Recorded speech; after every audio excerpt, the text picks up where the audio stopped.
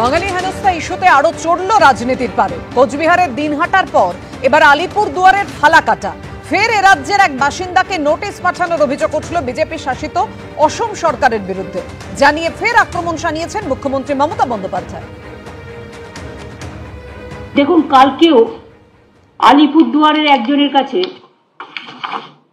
এও তপশিলি সম্ভবত, অঞ্জলিশীল নিত্যশীল স্বামী, ফালাকাটা, কিন্তু চিঠিটা গেছে কুচবিহারে আলিপুর দুয়ারে, এবং 19 আর 25 তারিখে লিখেছেও পুরোটা আসামি ভাষায় এবং আসাম গভর্নমেন্ট থেকে। এই দেখুন, ফরেনার্স ট্রিব্যুনাল কোকরাঝড়, এখান থেকে চিঠিটা গেছে। বাংলার ব্যাপারে আসাম কি করে হস্তক্ষেপ করে? এটা শুধু আনএথিক্যালি নয়, আনকনস্টিটিউশনাল, ইললিগাল। ওই ক্ষেত্রে দেখতে হবে আসামের সাথে ওই পরিবারের কোনো কানেকশন আছে কিনা, ওই পরিবার আগে আসামে ছিল কিনা। অর্ধ সত্য নিয়ে চিৎকার করলে তো হবে না।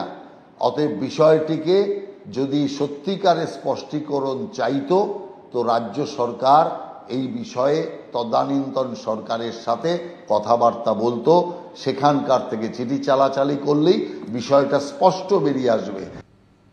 দেখুন, রাজনৈতিক চাপানুতরের জায়গা থেকে আলোচনায় আসবো আমি, কিন্তু তার আগে শীর্ষেন্দুদার কাছে এই বিষয়ে আসতে চাইবো যে বাঙালি বললেই তাকে হেনস্থা হতে হবে, তার উপর অত্যাচার হবে, এটা তো ঠিক নয়। তার পাশে এটাও তো ঠিক নয় যে অবৈধভাবে জাল ভোটার কার্ড নিয়ে, জাল আইডি কার্ড নিয়ে মানুষ এসে এ রাজ্যে বসবাস করবে।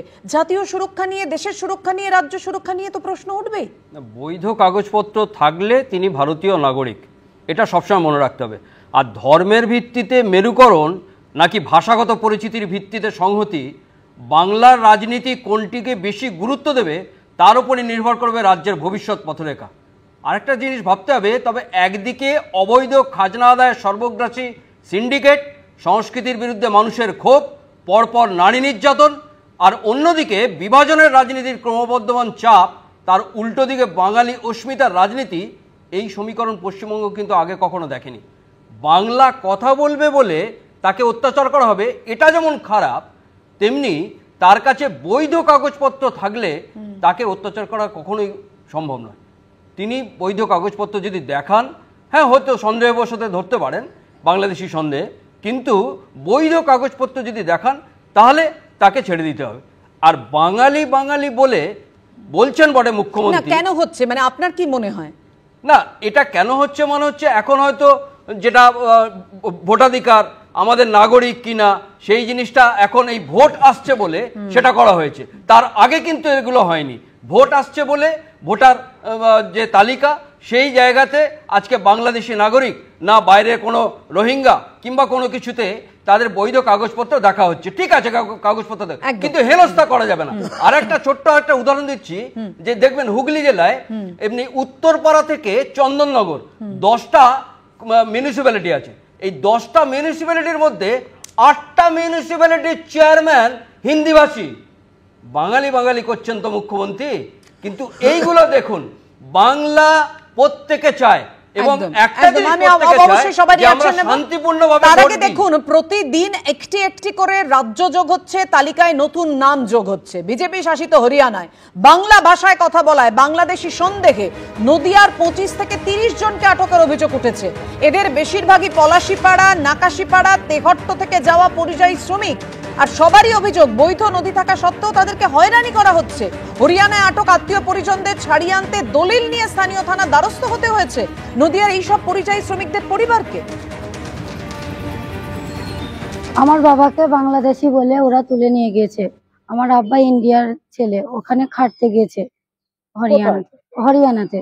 আব্বার কাছে প্রমাণপত্র বলতে আব্বার ভোটের ছবি ছিল, তারপরে আধার কার্ড ছিল, মোবাইল ছিল। ডকুমেন্টস থাকার সত্ত্বেও বলছে দাদুর 3 পুরুষের দলিল লাগবে। কালকে এসে আমার দাদা সহ আরো প্রায় 20 জনকে ওখান থেকে তুলে নিয়ে যায় শুধুমাত্র বাংলা ভাষা বলার কারণে। আমি তন্ময়দার কাছে আসবো। তন্ময়দা, শুধু বাংলা ভাষা বলার কারণে আপনি শুনলেন?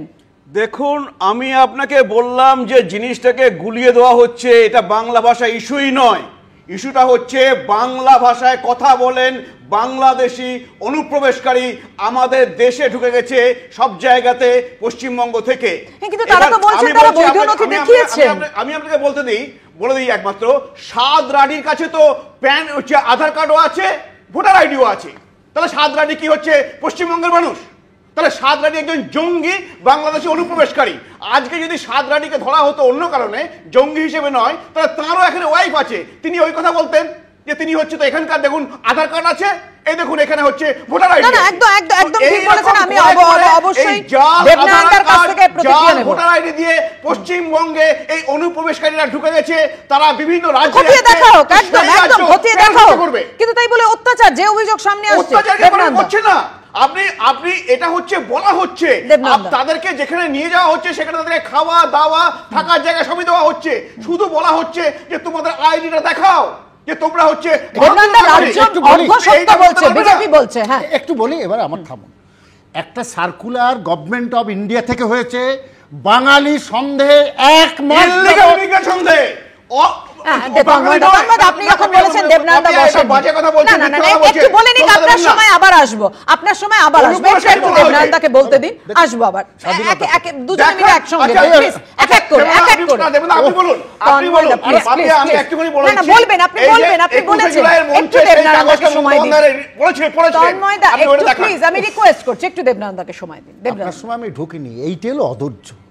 আমার প্রশ্ন হচ্ছে যে সার্কুলারটা হচ্ছে বাঙালি মাত্রে সন্দেহ হলে 1 মাস ডিটেনশন কমবে। কেন 1 মাস ডিটেনশন কমবে? ওয়াই শুধু তাই নয়, কেউ যদি তার আত্মীয়ের বাড়িও যায়, সেখানে পরিষ্কার সার্কুলার আছে, সেখানে সন্দেহ 1 মাস ডিটেনশন কমবে। 2, আজকে শুধু তাই না, আজকে মুসলমান বলে বুঝি না, যারা শান্তনু ঠাকুরের মতুয়া কার্ড নিয়েও গেছে এই মহারাষ্ট্রে প্রায় 15 জনের মতো, তাদেরকে আটক করে রেখেছে 1 মাস।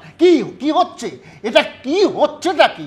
এই যে বহু সময় ধরে একমাত্র পশ্চিমবঙ্গে দেবনান্দা সত্যি এখানে সাধারণ মানুষের যে হচ্ছেটা কি, এইখানেই তো আশঙ্কার জায়গাটা, উদ্বেগের জায়গাটা, চিন্তার জায়গাটা। দেখুন, গত মঙ্গলবার ভারত থেকে বাংলাদেশে যাওয়ার সময় উত্তর দিনাজপুরের গোয়ালপুকুরে 2 বাসিন্দাকে ঘিরে সন্দেহ হয়।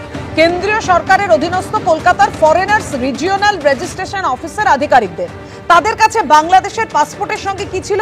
ভারতের আধার কার্ড ছিল, ভোটার কার্ড ছিল, রেশন কার্ড ছিল, প্যান কার্ডের মতো নথি পর্যন্ত ছিল।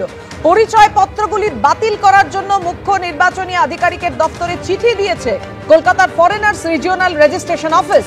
সূত্রের খবর, চিঠি পাওয়ার পরে অভিযুক্তদের ভারতীয় পরিচয়পত্র খতিয়ে দেখার নির্দেশ দিয়েছে নির্বাচন কমিশন।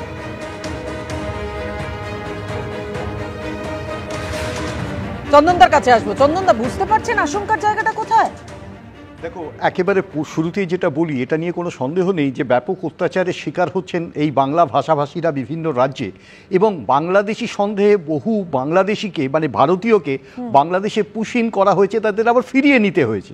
এখন এই অত্যাচারের যে আঙ্গিকটা, সেটা কেন? এটা একটা দুরূহ প্রশ্ন থাকবে পশ্চিমবাংলা। কিন্তু পশ্চিমবাংলার রাজনীতি বা পশ্চিমবাংলার এই ডেমোগ্রাফিকে নিয়ে আলোচনার পাশাপাশি তুমি যদি দেখো, আমরা যেটা দেখি না, স্পেশাল ইন্টেন্সিভ রিভিশন। আচ্ছা, রিভিশন হতে পারে, ইন্টেন্সিভ রিভিশন, এই শব্দগুলো আসছে কোথা থেকে? একটি প্রশ্ন এখানে থাকবে। আমরা মহারাষ্ট্রে এই প্রতিবাদটাই করেছিলাম এবং 1,02,55,000 এই লিস্ট আমরা ইসিআর কাছে জমা দিয়েছি। ইন্টারেস্টিং ফ্যাক্ট হচ্ছে, তুমি বিহারে দেখো, আমি বারবার যেটা বলছি, বাংলাকে বাদ দাও, তুমি বিহারে দেখো। আচ্ছা, বিহারে যেটা বলা হচ্ছে বাংলাদেশিরা নেপাল থেকে প্রবেশ করছে, সেটা ইউপি বিহার একটা বর্ডার লাইন আছে যেখান থেকে প্রবেশ করতে পারে। এবং যদি সেটা ঘটে থাকে, তাহলে বিহারের সরকারটা কারা চালাচ্ছে? বিহারের সরকারের সহায়তা কারা করছে? কেন্দ্রীয় সরকার কোথায় আছে? তার মানে তুমি যদি অন্য রাজ্যের এক্সাম্পল দেখো, দেখবে বর্ডার লাইনে পুরোপুরি ফেলিওর হচ্ছে সেই বিজেপি, এবং সেক্ষেত্রে রাজ্যের ক্ষেত্রে একটা অন্যথায় অন্য কোনো কারণ হবে তা তো নয়। পশ্চিমবাংলার তৃণমূল সরকারের পেট্রোনেজ আছে, আমরা বারবার প্রমাণ করেছি, বারবার বলেছি। But at the same time দায়বদ্ধতাকে স্বীকার করবে না কেন কেন্দ্র? তো এখানে বিএসএফ থেকে আরম্ভ করে যেটা বিহারে প্রমাণিত হচ্ছে, সেটা তো বাংলাও তাই হচ্ছে। সুতরাং বিজেপি অপরের ঘাড়ে ঠেলে দিলে যে সমস্যাটা, সেটা কি দূর হয়ে যাবে? তন্ময়দা, না দেখুন, এইটা হচ্ছে সমস্যাটা। আপনি দেখুন, এই বিহারে এই চন্দনদা বলছেন, এই মৃত ভোটার, আজকে পশ্চিমবঙ্গে এই মৃত ভোটারের ভোটগুলো দেয় তৃণমূল। তো সেটা কি আলাদা করতে হবে না? 18 লক্ষ মৃত ভোটার, তারপরে আপনিই বললেন যে 26 লক্ষ তারা বিহারে থাকেনই না, অন্য কনস্টিটিউশনে থাকেন।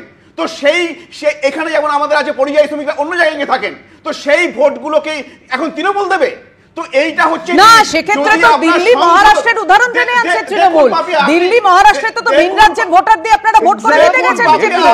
আপনাকে বলে দিই ইলেকশন কমিশন এই ব্যাপারে নিজেরাই প্রেস কনফারেন্স করে বলে দিয়েছেন যে যদি যেগুলো এপিক নাম্বার ডাবল হয়েছে অন্য রাজ্যে তারা এসে ভোট দিতে পারে না, এখানে সেগুলো তারা ঠিক করছেন।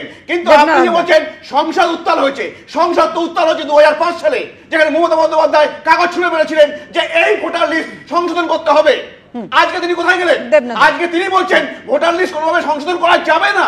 ভাবুন তো দেখি। আচ্ছা তন্ময়বাবু, একটা কথা বলি, পশ্চিমবঙ্গে যদি করতে যান তথাকথিত এই যারা এই শরণার্থী করছেন প্রায় 1 কোটি 1.5 কোটি, এদের কি করবেন আপনি? এদের জন্য তো কোনো রক্ষা কবচ, এদেরকে সিটিজেনশিপ দেননি। বহু লোক আজকে এই যে মতুয়া বলেন, রাজবংশী বলেন, তারা চলে এসছে পরপর বাংলাদেশের অত্যাচারের পরে, তাদের ওই ধরনের বৈধ কিছু নেই, তাদের কিচ্ছু দেননি। তাদের কি করবেন? তাদের কি করে রাখবেন? আপনারাই বলেন বহু হিন্দুরা চলে আসছে, তাহলে আপনি ভোটার লিস্ট না, এটা তো আপনাদের ভোট দেয়। আরে এবার দেখুন, আপনারা বলছেন তো, এক সেকেন্ড, দেবনারায়ণ দা এবং তন্ময় দা দুজনকে আমি বিরত করছি। দেখুন, ভোটার কার্ড, আধার কার্ড এবং রেশন কার্ড ভোটার তালিকায় অন্তর্ভুক্তির যোগ্যতার প্রমাণ হিসেবে গণ্য করা যাবে না। জাতীয় নির্বাচন কমিশন সুপ্রিম কোর্টে হলফনামা দিয়ে একেবারে পরিষ্কার জানিয়ে দিল। কমিশন জানিয়েছে ভোটার তালিকা থেকে নাম বাদ গেছে মানেই কেউ ভারতীয় নাগরিকত্ব খোয়ালেন এমনটা নয়। দেখুন, তারপর আলোচনা করছি। ভোটার কার্ড, আধার কার্ড এবং রেশন কার্ড ভারতীয় নাগরিকত্বের প্রমাণ নয়। ভোটার তালিকায় নাম থাকার জন্য এগুলো প্রামাণ্য নথি হতে পারে না। বিহারে ভোটার তালিকায় বিশেষ সংশোধন সংক্রান্ত মামলায় একেবারে সুপ্রিম কোর্টে হলফনামা দিয়ে একথা জানিয়ে দিল জাতীয় নির্বাচন কমিশন। জাতীয় নির্বাচন কমিশনের এই আপত্তির কারণ কি? সর্বোচ্চ আদালতে দেওয়া হলফনামায় তাদের বক্তব্য, ভোটার তালিকার ভিত্তিতেই ভোটার কার্ড তৈরি হয়। যেহেতু ভোটার তালিকা সংশোধন হচ্ছে, তাই ভোটার কার্ডকে নথি হিসাবে দেখানো নিরর্থক। ভোটার তালিকা সংশোধনের জন্য আধার কার্ড কেন গ্রহণযোগ্য নয় তা নিয়েও প্রশ্ন তুলেছিলেন মামলাকারীরা। হলফনামায় জাতীয় নির্বাচন কমিশন জানিয়েছে, আধার শুধুমাত্র সংশ্লিষ্ট ব্যক্তির পরিচয়ের প্রমাণ, এটি কোনোভাবেই নাগরিকত্ব প্রমাণ করে না।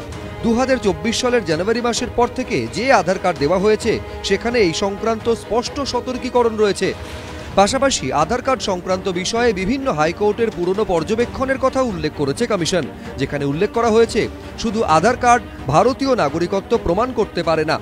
রেশন কার্ড নিয়ে জাতীয় নির্বাচন কমিশন হলফনামায় জানিয়েছে, দেশে প্রচুর ভুয়ো রেশন কার্ড ছড়িয়ে রয়েছে, তাই এটির ওপরে পুরোপুরি ভরসা করা যায় না। ভোটার কার্ড অথবা আধার কার্ড অথবা রেশন কার্ড সেগুলোর কোনো ভূমিকা থাকবে না? নির্বাচন কমিশনকে কেউ কি নাগরিকত্বের দায়িত্ব দিয়েছে নাকি? এনআরসির দায়িত্ব নিয়েছে? যদি কোনো সৎ বিবেচনাবোধ থাকতো তাহলে রাজনৈতিক দলগুলোর সঙ্গে খোলামেলা আলাপ আলোচনা করতে পারত, নচেত নির্বাচন কমিশনের ভূমিকা নিয়ে প্রশ্ন উঠবেই। 10 জুলাইয়ের শুনানিতে কমিশনের সমীক্ষার কাজে কোনো স্থগিতাদেশ দেয়নি সুপ্রিম কোর্ট। তবে আধার কার্ড, ভোটার কার্ড এবং রেশন কার্ড এক্ষেত্রে প্রয়োজনীয় নথি কিনা তা বিবেচনা করে দেখতে বলা হয়েছিল কমিশনকে। এই প্রেক্ষিতেই কমিশন মঙ্গলবার তাদের অবস্থান জানিয়ে দিল। একটা প্রচণ্ড চেষ্টা চলছে বিজেপির এবং বিজেপির প্রভাবে থাকা জাতীয় নির্বাচন কমিশন এবং তাদের বিজেপির রাজনৈতিক এজেন্ডাগুলো ফুলফিল করা এবং বিজেপিকে রাজনৈতিক সুবিধা দিতে কি করা যায়। সুপ্রিম কোর্টে যে আবেদন করা হয়েছিল, সুপ্রিম কোর্ট তো অবস্থানের কোনো পরিবর্তন করেনি। যে প্রক্রিয়া বিহারে কার্যকর হয়েছে তার বিরোধিতা করেনি, সেটাকে বাতিল করে দেয়নি। নির্বাচন কমিশনের সমস্ত অধিকারকে আইনের মাধ্যমে চ্যালেঞ্জ করা যায় না। তবে জাতীয় নির্বাচন কমিশনের বক্তব্য, ভোটার তালিকা থেকে নাম বাদ যাওয়া মানে তিনি ভারতের নাগরিকত্ব খোয়াচ্ছেন এমনটাও নয়। বিশেষ সংশোধনের ক্ষেত্রে নির্বাচন কমিশন যে ফর্ম দিয়েছে সেখানে অপশনাল হিসেবে ভোটার কার্ড বা আধার কার্ডের নম্বর দেওয়ার জায়গা রয়েছে। কমিশনের বক্তব্য, সেগুলি কোনো ব্যক্তি জমা দিতেই পারেন, সেগুলি আধিকারিকরা বিবেচনা করে দেখবেন। এক্ষেত্রে আইন মেনে যাবতীয় সিদ্ধান্ত নেওয়া হবে। এই মামলার পরবর্তী শুনানি 28 জুলাই। বিজেন্দ্র সিংহ, আশাবুল হোসেন, উজ্জ্বল মুখোপাধ্যায়, এবিপি আনন্দ। অর্থাৎ ভোটার কার্ড, আধার কার্ড, রেশন কার্ড ভারতীয় নাগরিকত্বের প্রমাণ নয় এবং ভোটার তালিকায় নাম থাকার জন্য এগুলো প্রামাণ্য নথি হতে পারে না। জাতীয় নির্বাচন কমিশন তারা একদম হলফনামা দিয়ে জানিয়ে দিল। আমি এখানে রাজাগোপাল বাবুর কাছে আসবো। রাজাগোপাল বাবু, সুপ্রিম কোর্টের বিচারপতি সুধাংশু ধুলিয়া এবং বিচারপতি জয়মাল্য বাগচি তারা তাদের পর্যবেক্ষণে বলেছিল যে এইগুলো থাকা উচিত পরিচয়ের প্রমাণপত্র হিসেবে, 11টি নথির তালিকা, Aadhaar card, voter card, ration card. কিন্তু একেবারে জাতীয় নির্বাচন কমিশন তো পরিষ্কার করে জানিয়ে দিল হলফনামায়, সেক্ষেত্রে বৈধ ভোটারের নাম কি কেটে যেতে পারে না? মানে এমন আশঙ্কার জায়গাও তো চিহ্নিত হচ্ছে সাধারণ মানুষ, ভোটাররা তাহলে যাবেন কোথায়? হ্যাঁ দেখুন, এই তো ইন্টেন্সিভ রিভিশন মানেই তো হচ্ছে যে তাদের কাছে বাড়ি বাড়ি যদি ভোটার যাচ্ছে, সবার কাছে যেতে পারছে না, অতটা সময় নেই, প্রায় 7-8 কোটি ভোটার আছে, সুতরাং একটা তো স্যাম্পলিং সিস্টেমের মধ্যে দিয়ে ওদের কাছে ওরা সেগুলোই যাচ্ছে এবং যেখানে তারা দেখছে যে বাড়িতে থাকে না বা অন্য জায়গায় থাকে, মারা গেছে, এদেরকে বাদ দিচ্ছে। এগুলো তো দেখুন এগুলো নর্মাল প্রক্রিয়ার মধ্যে আসে। কেননা দেখুন আধার কার্ড, এই সমস্ত কার্ডগুলো এমনকি পাসপোর্টও বহু ক্ষেত্রে এত জালি হয়েছে যে সেগুলো পাসপোর্টকে যেহেতু পুলিশ ভেরিফিকেশন হয়, অন্য সমস্ত আইডেন্টিফিকেশনের পুলিশ ভেরিফিকেশন হয় না, স্বাভাবিকভাবেই তাই অন্য যে সমস্তগুলো পরিচয়পত্র আছে সেগুলো ভ্যালিড হচ্ছে। পাপি, আমি একটা কথাই বলবো, যা পশ্চিমবঙ্গ সরকার বলছেন যারা বাইরে আটকে আছে পরিযায়ী শ্রমিকদের ডিটেনশন নিয়ে গেছে, পশ্চিমবঙ্গ সরকারের কাছে তারা যে নাগরিক এই সংক্রান্ত যা তথ্য আছে সেগুলো তারা নিয়ে এখানে তাদেরকে সাবমিট করুক, তাহলে একটা সুবিধা হয় যে হ্যাঁ আমাদের কাছে আমাদের এই ডকুমেন্ট বলছে এরা বাংলাদেশের না, আমাদের নাগরিক, এই তথ্য আমাদের কাছে আছে। এগুলো তো পশ্চিমবঙ্গ সরকার তৈরি করা উচিত, এটা একটা গুরুত্বপূর্ণ। আর একটা বাকি আমি যেটা বলতে চাই, এত অত্যাচার হচ্ছে, বাঙালি ভাষায় কথা বলছে বলে তাড়িয়ে দিচ্ছে, কজন ফেরত আসছে পশ্চিমবঙ্গে যারা পরিযায়ী শ্রমিক, মানে প্রায় 30 লাখ মতন গেছেন, বা হিসেব ঠিক নেই, অনুমানের ভিত্তি করে সবাই কথা বলে। এখন প্রশ্ন হচ্ছে কজন ফেরত চলে এসেছে, ফেরত তো কেউ আসছেন, কেন ফেরত আসছেন? এটাও তো একটা ভাববার বিষয়। তাহলে সত্যিকারের যে কথাটা আমরা বলছি যে তাদের অত্যাচার হচ্ছে, সত্যি যদি সেভাবে অত্যাচার হতো বা বাংলা ভাষায় কথা বললে বিপদ আছে, তাহলে তো অনেকেই ফেরত চলে আসতো, কিন্তু ফেরত কেউ আসছে। হতে পারে সেখানকার মজুরি এতটাই বেশি, এই রিস্কটা তারা নিচ্ছে, এগুলো হতেই পারে। একটা অন্য প্রশ্নের জন্ম দিলেন রাজাগোপাল বাবু। আমি 10 সেকেন্ড না বলবেন, তার আগে আমার প্রশ্ন শুনুন, আমার আসছে না কেন? আসছে না। প্রথমত যে কথাটা বলেছেন হাই মজুরি, এতে অস্বীকার করা না, কিন্তু পশ্চিমবঙ্গে এও আজকে পশ্চিমবঙ্গে প্রায় 1.5 কোটি লোক বাস করে, প্রায় 50 লক্ষ লোক এখানে পরিযায়ী শ্রমিক হিসেবে কাজ করে। সুতরাং এই কথা বললে হবে না। আজকে পশ্চিমবঙ্গ 3টে রাজ্যের মধ্যে এখানে শ্রমিক হিসাবে কাজ করে, একটা হলো মহারাষ্ট্র, আর একটা হচ্ছে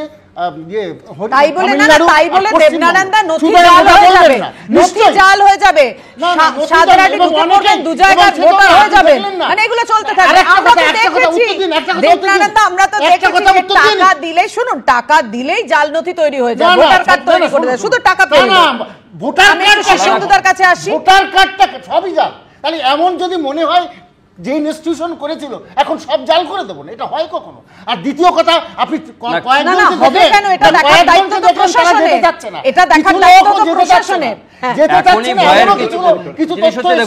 তারা কিন্তু আবার নতুন করে এখনই ভয়ের কিছু নেই। কমিশন হলফনামা দিলেও 10ই জুলাই কিন্তু যে শুনানি হয়েছিল সুপ্রিম কোর্ট, তাতে কিন্তু স্থগিতাদেশ দেয়নি। আর সুপ্রিম কোর্ট এটাও বলেছে যে Aadhaar card, voter card, ration card এক্ষেত্রে প্রয়োজনীয় নথি কিনা তা বিবেচনা করে দেখতে বলা হয়েছিল কমিশনকে। আদালত আরেকটাও বলেছে যে চূড়ান্ত সিদ্ধান্ত নির্বাচন কমিশনের উপর নির্ভর করবে, তবে যদি কমিশন ওই নথিগুলি গ্রহণ না করে তবে তার উপযুক্ত কারণ ব্যাখ্যা দিতে হবে। 28শে জুলাই সেই ব্যাখ্যাটা দিতে হবে। সেই জায়গাতে কিন্তু সুপ্রিম কোর্ট বারবার দেখাচ্ছেন যে আধার কার্ড, ভোটার কার্ড এই কার্ডগুলো নষ্ট নয়, কমিশন কি ব্যাখ্যা দেয় 28শে জুলাই আপনি যে কথা বলছেন, অবশ্যই আমাদের সেদিকে নজর থাকবে। এই মুহূর্তের আলোচনা এখানেই শেষ করছি। আপনাদের সবাইকে অনেক ধন্যবাদ। আজকে আমাদের সারাদিন যে খবরের দিকে নজর থাকবে, ভোটার তালিকায় সংশোধনে আজ উত্তাল হতে পারে সংসদ, উঠতে পারে পহেলগাঁও হামলা, অপারেশন সিঁদুর ইস্যু। কালো পোশাক পরে সংসদ ভবন থেকে মিছিলের পরিকল্পনা, বিরোধীদের অনুমতি না পেলে সংসদ ভবনের দরজায় বিক্ষোভ। সিও দপ্তরকে স্বতন্ত্র করতে রাজ্যকে কমিশনের চিঠি, রাজ্য রাজনীতিতে তোলপাড়।